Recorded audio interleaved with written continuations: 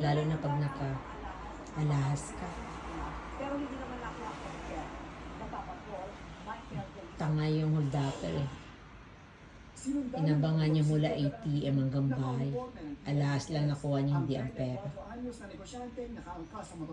Kaibigan niya ng pinsang ko. Pagdating sa tapat ng kanyang inupahan, sa Kasing-Kasing Street, Barangay East Camias, Quezon City, hinarangan siya ng sumusunod na rider at malapitang binarid. Pagmulata ng biktima, kinuha sa kanya ang mga gintong porselas, kwintas at mamahaling relo.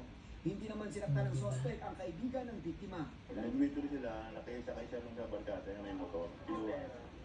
Pera, nandun nata sa kasama niya. Pinahawak. Kasi wala siyang dalang wallet. Halos tapat lang ng crime scene ng barangay, kaya mabilis na nakaresponde ang mga tanod, pero pinagbataan sila ng gunman. Hinaran nila yung nakamotor, sinabihan sila Ako yung batuhin ko agad. Nakatakas ang suspect palabas ng Camias Road.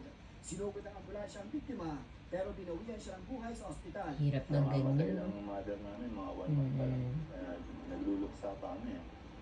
Sa dagdagan na naman ito ang kapatid ko. Masakit. Hindi ko matanggap, sana mahuli.